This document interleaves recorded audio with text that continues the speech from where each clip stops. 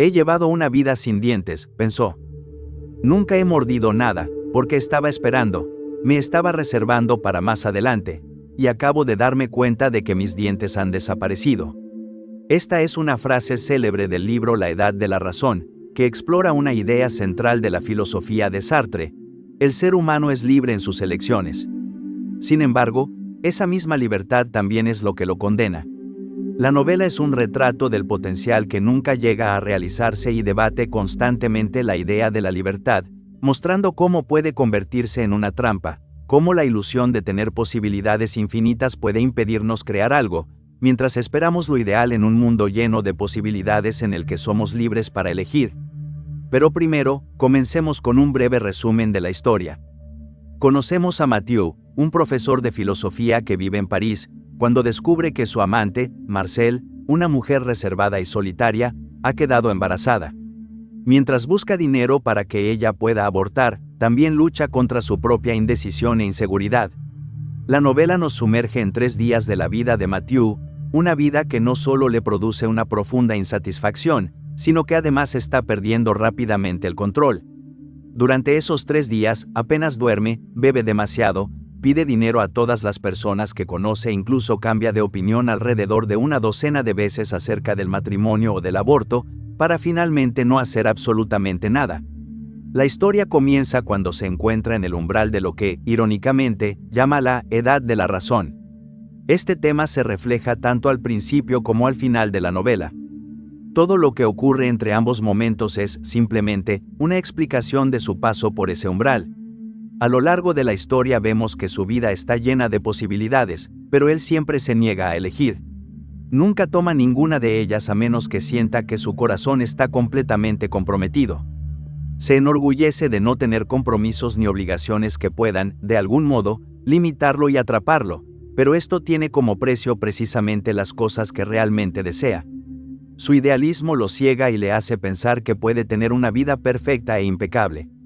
Por eso evita cualquier cosa que no esté a la altura de ese ideal que espera encontrar. La idea de libertad que se representa en la historia consiste en que él se niega a tomar decisiones. Rechaza constantemente los diferentes caminos que tiene delante por miedo a quedar limitado. Pero esta es una libertad no una libertad para. Existen diferentes maneras de entender qué significa realmente la libertad. Una de ellas, de manera muy sencilla, consiste en poder hacer determinadas cosas, es decir, en tener la posibilidad de evitar experiencias por las que no queremos pasar. Pero, por otro lado, también existe la libertad para, la libertad de hacer y experimentar las cosas que queremos, y esto es exactamente lo que vemos en Mathieu. No puede hacer las cosas que desea porque se niega a comprometerse con aquello que, a largo plazo, le proporcionaría una mayor libertad. Esta contradicción es precisamente lo que conduce al dolor principal de la historia. Al negarse a comprometerse con cualquier cosa para conservar su libertad, Mathieu se da cuenta de que su vida no ha llegado a nada. En las últimas páginas del libro, Mathieu afirma: todo lo que hago, lo hago en vano. Podría decirse que me han privado de las consecuencias de mis actos. Todo sucede como si siempre pudiera volver a jugar mis cartas, y no sé qué daría por hacer algo irrevocable. Y lo interesante es que dice esto justo al final, cuando decide no hacer absolutamente nada. Entonces, ¿por qué actúa de manera tan contraria a lo que afirma desear? Sus acciones nos confunden a lo largo de toda la novela. No puede confesarle su amor a Marcel, pero hará que ella vaya a abortar. Ambas cosas son decisiones que tienen consecuencias diferentes, sin embargo, lo que más teme es la responsabilidad. Y quizá por eso corre hacia Ibish, que no está interesada en él y que, de todos modos, no es una verdadera candidata para una relación o un matrimonio. Pero en cuanto se enfrenta a su verdadero vínculo con Marcel, que lo ama y que ahora también lo necesita, todo cambia. En el pasado, su relación con Marcel no implicaba ningún compromiso, él se beneficiaba de ella sin asumir ninguna responsabilidad real hacia ella. Y esto es lo único que realmente ha cambiado en la historia: Marcel ha quedado embarazada. Es ese destello de una posible responsabilidad lo que hace que Mathieu huya, rechace la obligación y se resigne a una vida en la que no hará absolutamente nada.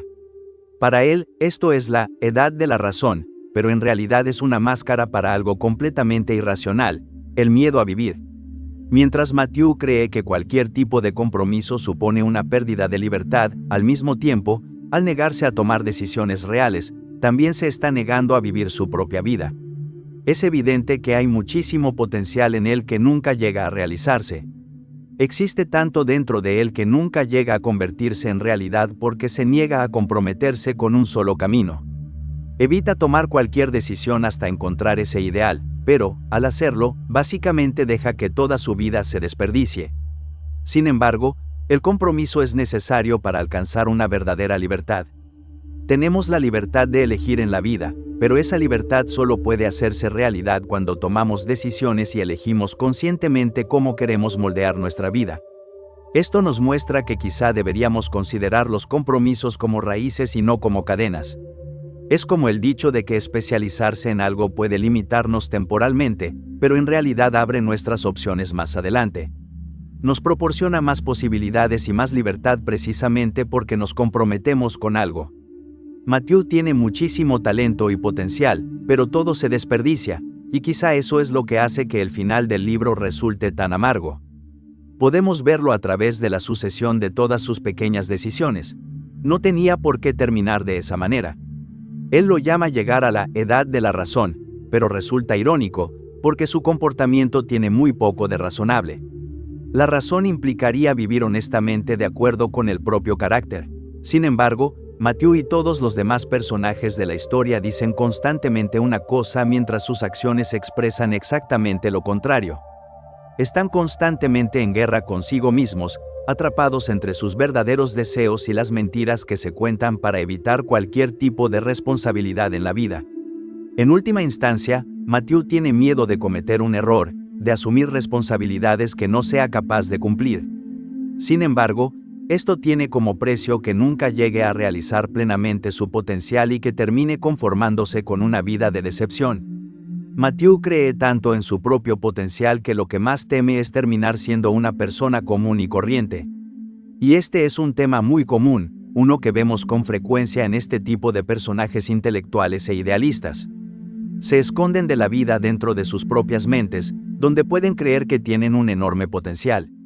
En su mente, poseen un gran talento y pueden sentirse especiales, importantes y valiosos, mientras su valor nunca es puesto a prueba por las dificultades de la vida. Jung llamaría a esto el complejo del puer, que es el miedo a la vida. Es un estado de inmadurez psíquica en el que, normalmente, cada desafío que encontramos en la vida funciona como una oportunidad para crecer. En cambio, nosotros huimos de él. En lugar de enfrentarnos al dragón y salir de esa experiencia como un héroe que obtiene una recompensa, huimos y permanecemos atrapados en esas historias sin resolver. Sentimos sobre el pecho el peso de todas esas posibilidades que nunca vivimos y de todo ese resentimiento. Matthew encaja perfectamente en esto, repite los mismos errores una y otra vez. Incluso teme que pase el tiempo porque, como él mismo dice, sabe que dentro de 6 meses será exactamente igual que en ese momento. Es incapaz de avanzar, ya no crece como persona. Por eso su edad empieza a convertirse en una carga para él, porque no tiene nada que mostrar por todos esos años. Poco a poco se vuelve amargado mientras intenta lidiar con el fracaso de su propia vida. Aquí es donde la novela explora una de las ideas centrales de la filosofía de Sartre: la existencia precede a la esencia. Esto significa que el ser humano no nace con un valor intrínseco, sino que crea su propio valor mediante su voluntad y sus acciones. El hombre está abandonado porque carece de Dios y es el único responsable tanto de sus acciones como de sus inacciones. Somos libres de elegir nuestra vida y, en última instancia, esta libertad se convierte en nuestra condena. Como dice Sartre en El existencialismo es un humanismo, el hombre, ante todo, existe, se encuentra a sí mismo, surge en el mundo y se define después. Esto lo vemos en todos los personajes de la historia. No existe algo como el destino o un potencial predeterminado, más bien, cada personaje es el resultado de sus propias decisiones. Matthew quiere verse a sí mismo como una especie de idealista incomprendido, pero, en realidad, es un cobarde y un fracasado. No tiene éxito en prácticamente ningún ámbito de su vida.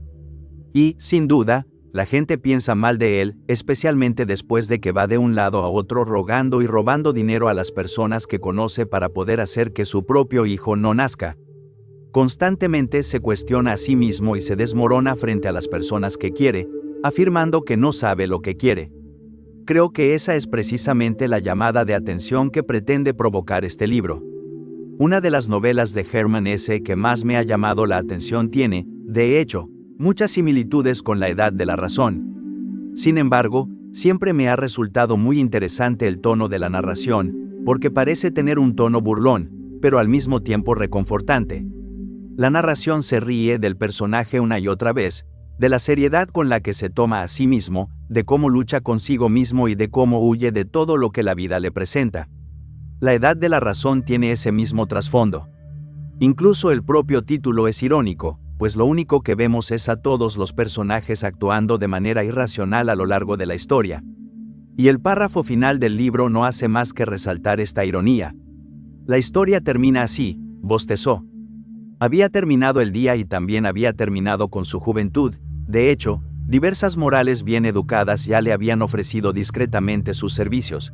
Epicureísmo desengañado, tolerancia sonriente, resignación, sentido común, estoicismo, todas las ayudas mediante las cuales un hombre puede saborear, minuto a minuto y como un conocedor, el fracaso de una vida.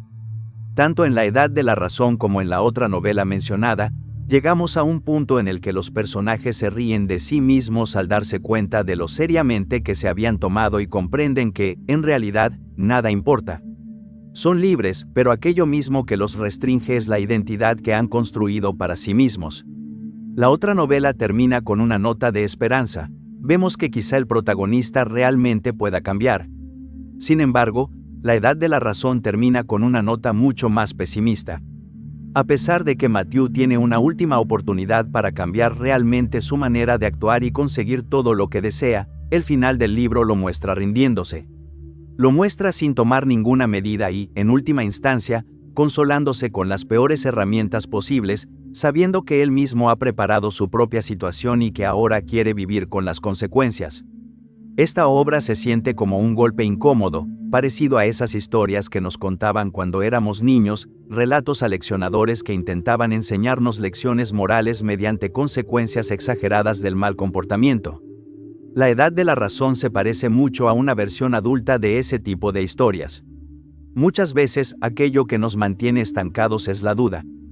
Matthew duda constantemente de sí mismo, se cuestiona una y otra vez, siempre está lleno de dudas. Espera y espera para tomar una decisión hasta tener una certeza absoluta. Y, sin embargo, al hacerlo, nunca toma ninguna decisión. Esto contrasta mucho con otros personajes de la historia, que no esperan tener certeza, sino que simplemente actúan en el momento. Tienen mucho más impulso y también mayor capacidad de decisión dentro de la historia. Creo que el camino hacia el éxito, hagas lo que hagas, no es tanto un camino recto que simplemente debamos seguir, sino más bien una escalera en la que, cada vez que intentamos dar un paso hacia adelante, llegamos a un punto en el que nuestro camino está bloqueado. No podemos continuar exactamente de la misma manera en que lo hemos estado haciendo. Necesitamos subir, tanto literal como metafóricamente, y esto requiere acción, pero también requiere un cambio. Matthew nunca hace esto, nunca da ese paso, nunca avanza en su carrera, en su relación, como padre ni en su vida social. Permanece constantemente en un nivel tan bajo que solo al final se da cuenta de que ha estado pasando el tiempo con un grupo de jóvenes, emborrachándose y haciendo tonterías todas las noches, mientras ellos lo ven como ese extraño hombre mayor que simplemente los acompaña. Imagina cuánto podría cambiar su vida si realmente aprovechara las oportunidades que tiene delante. Podría trabajar con su hermano y ganar un buen dinero para llevar el estilo de vida burgués que realmente desea. Podría involucrarse en la política y poner su filosofía a prueba en el mundo real. Sería padre, esposo y todas esas cosas que desea. La pregunta es, ¿acaso serían todas esas cosas perfectamente fáciles y sencillas? Probablemente no, pero podría resolverlas como cualquier otra persona, podría poner realmente a prueba su potencial. Existe un dicho popular que dice que, si supieras que estás a 100 fracasos de alcanzar el éxito, ¿con qué rapidez querrías fracasar? Creo que es una idea muy útil para tener presente, porque muchas veces aquello que evitamos y aquello que nos hace posponer nuestras acciones es el miedo al fracaso. Sin embargo, cuando lo pensamos, el éxito no tiene ningún significado sin el fracaso. Como escribió Jung, necesitamos fracasar, y necesitamos fracasar la mayoría de las veces, porque el éxito es ese momento poco frecuente en el que nuestros esfuerzos finalmente dan sus frutos. Por lo tanto, surge la siguiente pregunta: ¿cómo podemos fracasar y aprender lo suficiente como para llegar al lugar donde queremos estar? Ahora puedo mirar hacia atrás, a los últimos años de mi vida, y ver que habría tenido más éxito si me hubiera permitido fracasar con mayor facilidad. En lugar de eso, retrasé las cosas, incluso evité intentarlo y desperdicié muchísimo tiempo al hacerlo. Si mantenemos esta actitud durante el tiempo suficiente, eventualmente terminaremos como Mathieu y desperdiciaremos toda nuestra vida.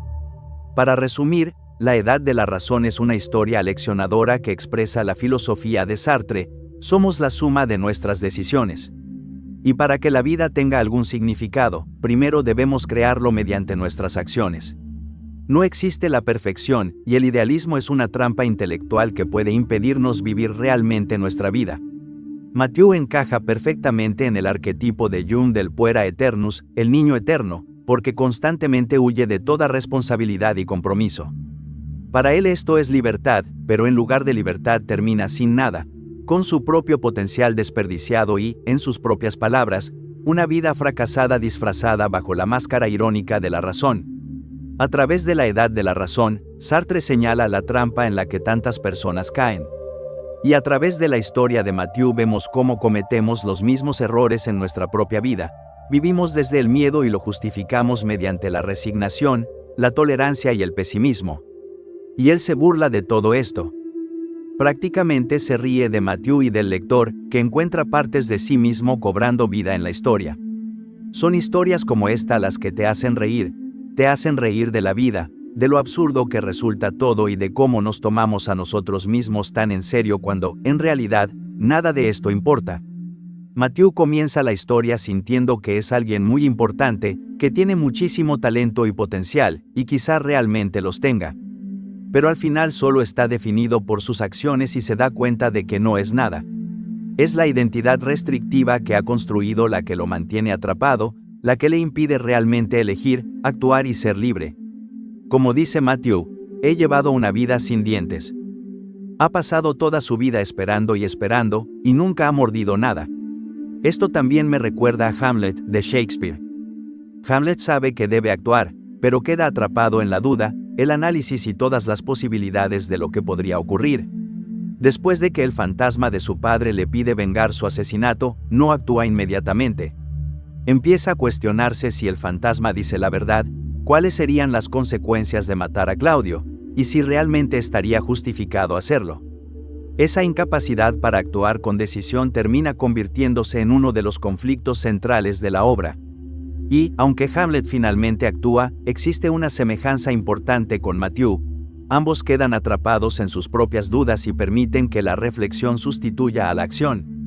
Porque cuando intentamos encontrar una certeza absoluta antes de dar un paso, podemos pasar tanto tiempo pensando en lo que podría ocurrir que terminamos dejando de actuar. La lección de estas historias no es que siempre vayamos a tomar la decisión correcta, es que, en algún momento, tenemos que decidir. Tenemos que actuar, equivocarnos, aprender y volver a intentarlo. Porque esperar indefinidamente a estar seguros puede parecer prudencia, pero también puede convertirse en otra forma de desperdiciar nuestra vida. Al final, quizá la tragedia no sea elegir el camino equivocado, sino pasar tanto tiempo contemplando todos los caminos posibles que terminemos sin recorrer ninguno. Como nos enseña Kierkegaard, atreverse es perder momentáneamente el equilibrio. No atreverse es perderse a uno mismo.